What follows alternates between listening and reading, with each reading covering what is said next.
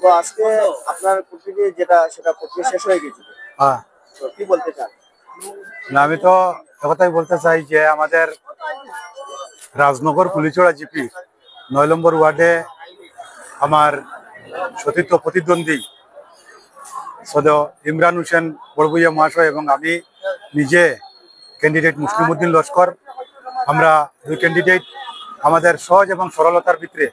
আমরা ইলেকশনে ঝাঁপিয়ে পড়েছি এবং উভয় টিমের যারা খেলোয়াড়ের সঙ্গে যারা আছেন এবং প্রতিদ্বন্দ্বিতাতে আছেন তারা সবের সঙ্গে সবের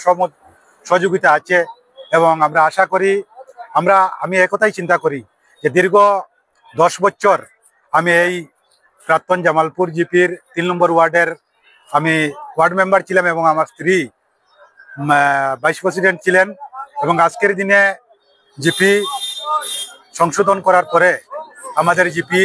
এখন নতুন নাম হয়েছে রাজনগর কুলিচড়া জিপি। আর এই জিপিতে আমার প্রতিদ্বন্দ্বী হিসাবে আমার ইমরান হোসেন বড়ভূইয়া একজন ভালো মনের মানুষ এবং আমিও আছি। জনগণ ধীরে স্থিরে এবং আমি আশা করি আমাদের ওয়ার্ডে কোনো সমস্যা নেই এবং আমাদের ওয়ার্ডের এবং যারা আমার এগেস্ট পার্টি আমার ইমরান হোসেন এবং আমি সবসময় আমাদের সহযোগিতা সহমত বিনিময় করে আমরা কাজ করে যাচ্ছি এবং আমি আশা রাখি আগামী দিনেও আমরা এইভাবে একে অপরকে হার জিত তো হবেই,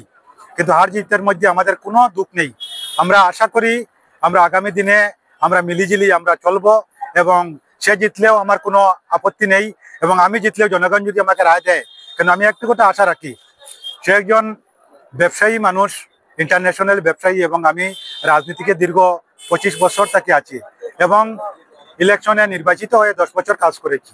এবং আমি আশা করি সেও ভালো মানুষ, আমিও আমার দিক দিয়ে আপনারা জনগণ জানেন আমি সেটা আশা রাখি এবং আমি আশা রাখি আমার জিত হবে এবং তিনি তার আপ্রাণ চেষ্টা চালাচ্ছেন ওনার জিত হওয়ার জন্য। আমি তার জন্য দোয়া করি এবং আমি আমার জন্য আমি দোয়া আশীর্বাদ রাখি। জনগণের রায় আমি যেটা বলবে সেটা মাথা পেতে নিই। ধন্যবাদ।